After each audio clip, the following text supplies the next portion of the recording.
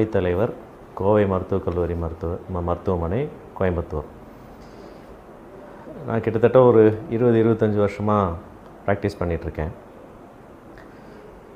நான் பார்த்ததுலேயே ஒரு சில நோய்கள் இன்றைய காலகட்டத்தில் ரொம்ப முக்கியமான நோய்கள் அப்படின்னு பார்த்திங்கன்னா, அதில் ஒன்று உயர் இரத்த அழுத்தம்.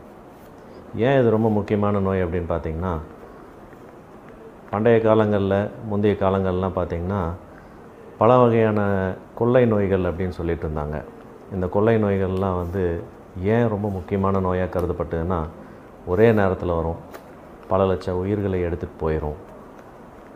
நம்ம கோவிட் மாதிரி, பிளேக், மலேரியா இந்த மாதிரியெல்லாம் இருந்தது. பட் இன்றைக்கி வர்றது எல்லாமே சைலண்ட் கில்லர்ஸாக தான் வருது.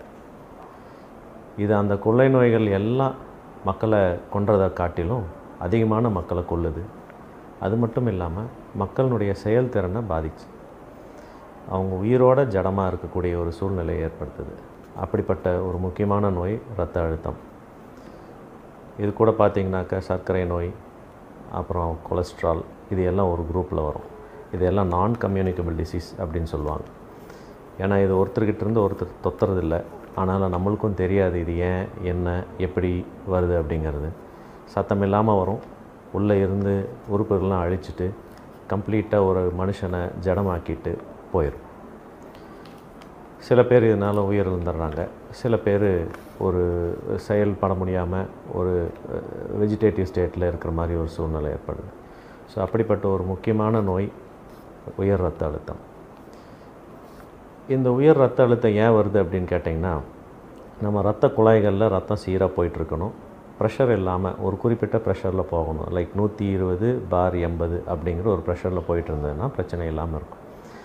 அதுக்கு மேலே ப்ரெஷர் ஏன் ஏறுது அப்படின்னு பார்த்திங்கன்னா, இரத்த குழாய்களுடைய விட்டம், டயமீட்டர் குறையும். குறைஞ்சதுன்னா ப்ரெஷர் ஜாஸ்தி ஆகும். இப்போ நம்ம தோட்டத்தில் தண்ணி அடிப்போம் பைப்பில்.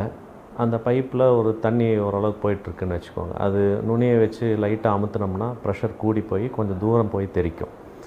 அப்போது பின்னால் பைப்புக்கு, மோட்டருக்கு எல்லாத்துக்கும் லோடு ஜாஸ்தி ஆகும். அதே மாதிரி தான் இரத்த அழுத்தம். ஸோ இரத்த குழாய்களுடைய விட்டம் குறைஞ்சதுன்னா இரத்த அழுத்தம் ஜாஸ்தி ஆகும். இரத்த அழுத்தம் ஜாஸ்தி ஆகுதுன்னா அந்த அழுத்தத்தை எதிர்த்து பம்ப் செய்யக்கூடிய இருதயம் கொஞ்சம் லோடு ஜாஸ்தி ஃபேஸ் பண்ணுற மாதிரி இருக்கும். ஸோ நாளடைவில் அதுக்கு லோடு ஜாஸ்தியாக இருதயத்தினுடைய செயல்திறன் குறையும். இது ஒரு பக்கம். ரெண்டாவது, இரத்த குழாய்கள் உயர் இரத்த அழுத்தத்தினால தன்னுடைய திக்னஸை இழந்து வெடிக்கிறதுக்கெல்லாம் வாய்ப்பு இருக்குது. ஸோ மூளைகள், கிட்னி இந்த மாதிரி இடங்கள்லாம் கொஞ்சம் இரத்த அழுத்தத்தின் காரணமாக பாதிப்புகள் ஏற்படும். ஸோ இதை தவிர்க்கிறது ரொம்ப ரொம்ப முக்கியம். ஸோ இது ஏன் வருது, யாரெல்லாம் கவனமாக இருக்கணும், இது எப்படி கட்டுப்படுத்தணும் அப்படின்னு பார்த்திங்கன்னா, மெயினாக ஜெனட்டிக்ஸ். நம்ம வம்சாவளியில் யாருக்காவது உயர் இரத்த அழுத்தம் இருக்குன்னா நம்ம ரொம்ப முக்கியமாக இதை கவனமாக பார்க்கணுங்கிறது ரொம்ப அவசியம். நம்ம இப்போ நீங்கள் பார்த்தீங்கன்னா கவர்மெண்ட்லேயே ப்ரோக்ராம்ஸ் வந்துருச்சு, என்சிடி ப்ரோக்ராம்ஸ். 30 வயசு 25 வயசுக்கு மேலே இருக்கிறவங்க எல்லாத்துக்குமே பரிசோதனை பண்ணுறாங்க. ஸோ நம்மளால் 25 வயசு 30 வயசுலேயே வருஷத்துக்கு ஒரு 3 தடவை 4 தடவை பிபி பார்த்துக்கிறது நல்லது. ரெண்டாவது, யாரெல்லாம் உட்கார்ந்து செஞ்சிட்ருக்காங்களோ வேலைகள்லாம், அவங்களுக்கு எல்லாத்துக்கும் இது அதிகமாக வரதுக்கு வாய்ப்பு இருக்குது. நிறையா உணவு அருந்திட்டு ஒரே இடத்துல இருந்து வேலை செய்யக்கூடிய ஐடி ப்ரொஃபஷனல்ஸ்க்கு ரொம்ப வருது. அது மட்டும் இல்லாமல் ஸ்ட்ரெஸ் நிறையா இருக்கிறவங்களுக்கு வரும். ஓடி ஆடி வேலை செய்யக்கூடிய வாய்ப்பே இல்லாமல் இருக்கிறவங்க, வீட்லேயும் ஓடி ஆடி வேலை செய்யாத இருக்கிறவங்களுக்கு வரும். உடல் பருமன் ஜாஸ்தியாக இருக்கிறவங்களுக்கு வரும். கொலஸ்ட்ரால், நீரிழிவு நோய் இருக்கிறவங்களுக்கு எல்லாத்துக்கும் வரும். ஸோ இவங்க எல்லாமே முன்னெச்சரிக்கையாக போய் பிபியை செக் பண்ணிகிட்டு இருந்தாங்கன்னா பிரச்சனை இல்லாமல் இருக்கும். ஸோ இது எப்படி நம்ம தெரிஞ்சுக்கிறது? அதுவாக நம்மளை போய் டாக்டர்கிட்ட கூட்டிகிட்டு போகணும், அதனுடைய அறிகுறிகள் காமிக்கணும் அப்படின்னா ரொம்ப நாள் கடந்து போயிடும். அப்போ வைத்தியம் இருக்கலாம், இல்லாமையும் போகலாம். ஸோ நம்மளாக முன்கூட்டி போய் பார்த்துக்கிறது தான் ஒரே வழி. அப்படி முன்கூட்டி போய் பார்த்துக்கணும் அப்படின்னாக்க அட்லீஸ்ட் வருஷத்தில் ஒரு தடவை 2 தடவை போய் பிபி செக் பண்ணி பார்த்துக்கிறது நல்லது. ஸோ நம்மளுக்கு பிபி அதிகமாக இருக்குது அப்படிங்கிற பட்சத்தில் மருத்துவரே சொல்லுவார் இதுக்கு என்ன பண்ணணும் அப்படிங்கிறது. ஸோ நம்ம இதை கரெக்டாக பார்க்காம விட்டுட்டோம்னா தான் பிரச்சனை வரும். நம்மளே போய் பார்க்குறது தான் ஒரே வழி. ஸோ பிபி வந்துருச்சு அப்படின்னு மருத்துவர் சொல்கிறாரு, இது எப்படி சமாளிக்கிறது அப்படின்னு கேட்கலாம். இது சமாளிக்கிறதுக்கு இருக்கிறது உணவு, உடற்பயிற்சி, மருந்து, மாத்திரைகள், இது போன்ற வழிகளில் சமாளிக்கலாம். அடுத்தது மனசும் கொஞ்சம் அமைதியாக இருக்கிறது நல்லது. ஸோ நீங்கள் பார்த்தீங்கன்னாக்க உணவுகள் ஏன் ரொம்ப முக்கியம் அப்படின்னா, பிபி வந்த பிறகு உணவை கட்டுப்படுத்துறது ரெண்டாவது.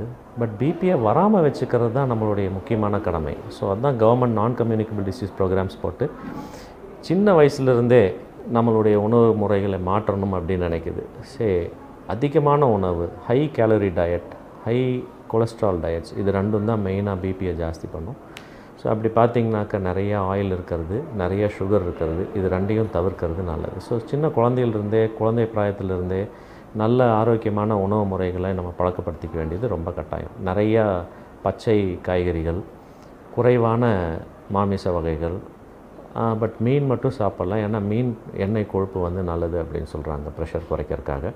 ஸோ இந்த மாதிரி இருக்கக்கூடிய உணவுகளை நம்ம முதல்லேருந்தே சேர்த்துட்டு அதிகமாக உடல் உழைப்பு, விளையாட்டுகள் இதெல்லாம் குழந்தைகளை ஈடுபடுத்திட்டு இருந்தோம்னா பின்னால் உயர் ரத்த அழுத்தம் வர்றதுக்கான வாய்ப்புகள் குறைவு. சரி, பிபி வந்துருச்சு என்ன பண்ணலாம் அப்படின்னு கேட்டிங்கன்னா, மெயினாக கொலஸ்ட்ரால், லிமிட்டட் கொலஸ்ட்ரால்ஸில் டயட் பார்த்துக்கணும். அதே மாதிரி சுகர்ஸும் ரொம்ப கம்மியாக சேர்த்துக்கிறது நல்லது. சால்ட், உப்பு ரொம்ப முக்கியமான ஒரு பங்கு வகிக்குது பிபி ஏறதில். ஸோ சால்ட்டை எவ்வளோக்கு எவ்வளோ குறைக்க சொல்கிறாங்களோ அவ்வளோக்கு எவ்வளோ குறைச்சோம்னா ப்ரெஷர் குறையறதுக்கான வாய்ப்புகள் நல்லது. ரெண்டாவது உடற்பயிற்சி, குறைந்தது 45 நிமிஷம் நல்ல வேகமான இருதய துடிப்போடு இருக்கக்கூடிய ஏதோ ஒரு உடற்பயிற்சி வாரத்தில் 5 நாள் செய்கிறது ரொம்ப அவசியம்.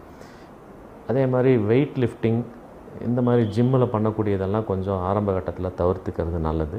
ஏரோபிக்ஸ் அப்படின்னு சொல்லக்கூடிய உடற்பயிற்சிகள் பண்ணுறது தான் ரொம்ப முக்கியம். ஸோ இது ரெண்டையும் ஈடுபடுத்தினாவே ஆரம்ப கட்டத்தில் இருக்கிற உயர் ரத்த அழுத்தத்தை ஈஸியாக குறைச்சிடலாம். இது ரெண்டுலேயும் நம்ம குறையவில்லை அப்படிங்கும் பட்சத்தில் மருத்துவர் சில மருந்து மாத்திரைகளை கொடுப்பாங்க. பட் இதில் இருக்கிற பிரச்சனை என்னென்னா, மருந்து மாத்திரைகள் 10 நாள் சாப்பிட்டுட்டு போய் பிபி பார்த்தா குறைஞ்சிருக்கும். நம்ம பிபி குறைஞ்சி போச்சு அப்படின்னு இந்த மருந்து மாத்திரைகளை விட்டுருவோம். அது ரொம்ப தப்பு. பிபி ஒரு தடவை வந்ததுன்னா மருத்துவரோட அனுமதி இல்லாமல் மருந்து மாத்திரைகளை குறைப்பதோ நிறுத்துவதோ தப்பு. ஏன்னா இது சத்தம் இல்லாமல் தான் இருக்கும். நீங்கள் மாத்திரை சாப்பிட்டாலும் சாப்பிட்லினாலும் ஒரே மாதிரி இருக்கும். நாளடைவில் அதனுடைய பாதிப்புகள் ஏற்படும் போது, அதனுடைய விளைவுகள் தெரியும் போது நம்ம கையை பசஞ்சிட்டு நிற்கிற மாதிரி ஒரு சூழ்நிலை ஏற்பட்டுரும். ஸோ அந்த மாதிரி எதுவும் வராமல் இருக்கணும் அப்படின்னா கரெக்டாக மருந்து மாத்திரைகள் சாப்பிட்டுட்டு மேற்பார்வையோடு அதற்குரிய மருந்து மாத்திரைகளை அட்ஜஸ்ட் பண்ணிகிட்டு இருந்தோம்னா பிரச்சனையே இருக்காது. அவர் எப்போ வர சொல்கிறாரோ போயிடணும். ஏன்னா அதுதான் முக்கியம். நம்ம பொதுவாக நமக்கு நல்லா தானே இருக்குது, நமக்கு இன்றைக்கி கல்யாணம் இருக்குது, பையனை ஸ்கூலுக்கு சேர்த்தணும், அந்த மாதிரி பல காரணங்களை கூறி அந்த மருத்துவர்கிட்ட போக வேண்டிய கன்சல்டேஷனை தள்ளி போடுவோம். அது ரொம்ப தப்பு. இது ஒரு சடங்கு மாதிரி கரெக்டாக பண்ணிட்டோம்னா பிரச்சனை இல்லாமல் இருக்கலாம். ஏன்னா பின்னால் வரக்கூடிய தீர்வே இல்லாத பிரச்சனைகளை தடுத்து நிறுத்துறதுக்கு பிபியை குறைக்கிறது ஒன்று தான் வழி. வந்த பிறகு சிரமம். காசு ஒரு பக்கம் போயிட்டு இருந்தாலும் பாதிக்கப்பட்ட உறுப்புகளை ரெடி பண்ணவே முடியாது. ஸோ அந்த மாதிரி ஒரு சூழ்நிலை வராமல் வச்சுக்கிறது ரொம்ப ஈஸி. பிபியை செக் பண்ணுறோம், 130 கீழே வச்சுருக்கோம். இது கஷ்டமான ஒரு விஷயமே கிடையாது. ஆனால் பண்ண மாட்டோம். ஏன்னா இதனால் பாதிப்புகள் நம்மளுக்கு வெளியே தெரியாது. அது மட்டும் இல்லாமல் மனசு அமைதியாக வச்சுக்கிறது நல்லது. சொல்கிறது ஈஸி, செய்கிறது கஷ்டம். ஸோ அது ஓவர் பீரியட் ஆஃப் டைம் நம்மளே கற்றுக்குவோம். இது வந்துருச்சு, மருந்து மாத்திரைகள் சாப்பிட்றோம், இப்போ நம்மளுக்கு அளவாக இருக்கா இல்லையான்னு எப்படி கண்டுபிடிக்கிறது? ஸோ இப்போல்லாம் ரொம்ப ஈஸி ஆகிடுச்சு. ஒரு 1000 ரூபா தான் வருது ஒரு பிபி செக் பண்ணுற மெஷின். வீட்லேயே வாங்கி வச்சுக்கலாம். ஒரு நாளில் வேறு நேரங்களில் நம்ம அப்பப்போ பிபியை நம்மளே வீட்டில் செக் பண்ணி மானிட்டர் பண்ணி எழுதி வச்சுக்கலாம்.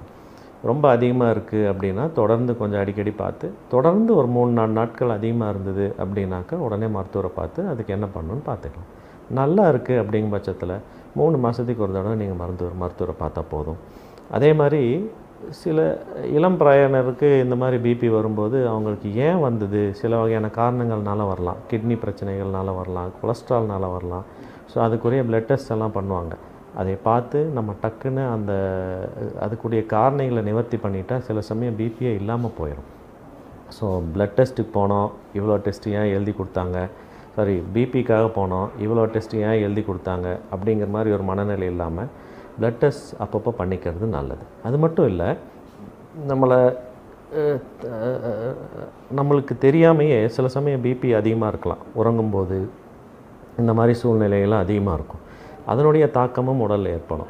ஸோ பிபியினுடைய தாக்கங்கள் ஏதாவது உடம்பில் ஏற்பட்டிருக்கான்னு தெரிஞ்சுக்கிறதுக்கு சில வகையான டெஸ்ட் முக்கியம். கிட்னிக்கான கிரியாட்டினின் டெஸ்ட், ஹார்ட்டுக்கான ஒரு இசிஜி டெஸ்ட், இதெல்லாம் ஒரு 3 மாதத்துலேருந்து 6 மாதத்துக்கு ஒருக்கா மருத்துவர் பரிந்துரை செய்யும்போது பண்ணிக்கணும். பண்ணிட்டோம்னா அதுக்குரிய ஏதாவது பாதிப்புகள் ஏற்பட்டிருந்தால் முதல்ல பார்த்து அதையும் நிவர்த்தி பண்ணிக்கிறதுக்கான ஒரு வாய்ப்பு கிடைக்கும். பிபி மேனேஜ்மெண்ட் ரொம்ப சிம்பிள், பட் அதை கடைப்பிடிக்கிறதுக்கான மோட்டிவேஷன் கிடையாது. ஸோ நம்மளாக செல்ஃப் மோட்டிவேட் பண்ணி பிபியை கட்டுப்படுத்தலை அப்படின்னா அதனுடைய விளைவுகள் கொடுமையாக இருக்கும். Stroke, heart attack, kidney failure, கண் பார்வை போகிறது, இது எல்லாம் ரொம்ப ஈஸியாக வந்துடும். லைக் ஒரு 50 வயசில் நல்ல செயல்பாட்டோடு இருக்க வேண்டிய ஒரு மனுஷனை இந்த மாதிரி ஏதோ ஒரு காரணங்கள்னால வீட்டிலேயே உட்கார வைக்கிறது ரொம்ப கொடுமையான விஷயம். ஏன்னா இது தடுக்கக்கூடிய ஒரு விஷயம். நம்ம நல்ல முயற்சி செஞ்சு இது ஈஸியாக தடுத்து நல்ல ஆரோக்கியமான வாழ்வை வாழ்வோம். நன்றி, வணக்கம்.